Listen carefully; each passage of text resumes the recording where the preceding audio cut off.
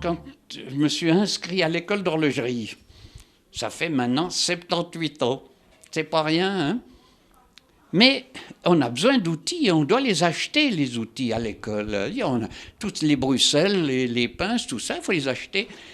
Et mon père avait un copain qui était horloger et qui prenait sa retraite la même année. Il a dit, qu'est-ce que tu fais avec tous ces... Oh ben, j'aimerais bien les vendre. Je te rachète tout. Il a tout racheté. Mais comme je parle de ça il y a 70 ans, et lui, il prenait sa retraite.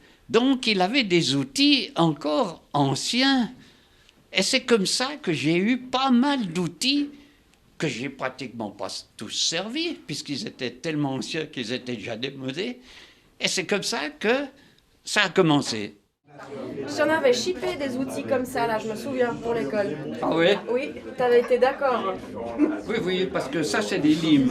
Alors, évidemment, j'en ai encore. Il y a 3 mois en arrière, je ne parlais pas du tout d'exposer mes outils, mais ça s'était exclu. J'avais ces outils qui sont très vieux, donc ils ont plus de 70-80 ans, donc je ne les servais pas.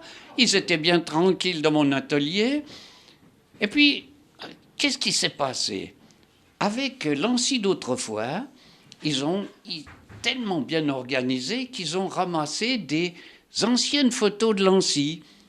Ils ont pu compléter avec des outils anciens aussi, de l'ANSI. Ils ont fait revivre un peu les travaux de l'ANSI. Il y avait les paysans, j'ai vu qu'il y avait une fourche, j'ai vu même une vieille moto. Une vieille moto, il y a eu toutes sortes d'outils. J'ai dit, mais alors, si ça s'intéresse aux outils, j'en ai des vieux qui me servent, qui m'embêtent plutôt. C'est cet outil qui me gênait sur mon établi.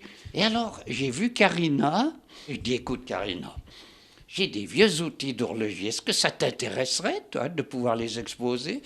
Elle m'a tellement dit oui tout de suite, heureuse, j'ai dit, alors là, il y a quelque chose à creuser, on va voir qu'est-ce qu'on peut faire.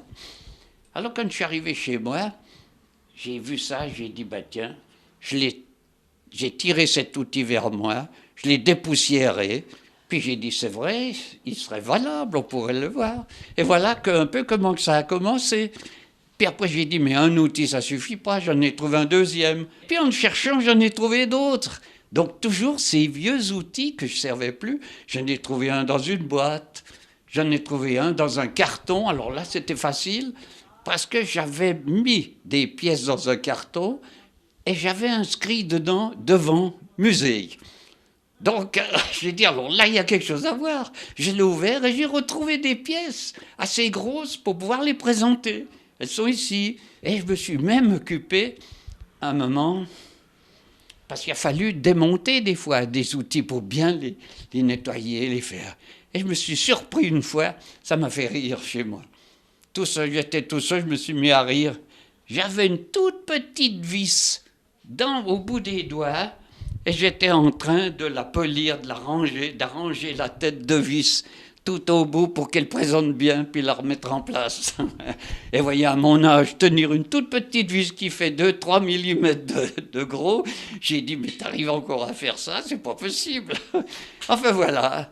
Et maintenant, je suis heureux de voir tous ces outils. C'est vraiment, ça me fait plaisir. Ça me fait plaisir et j'espère qu'ils vont être valables pour les personnes qui vont venir, qui vont s'intéresser.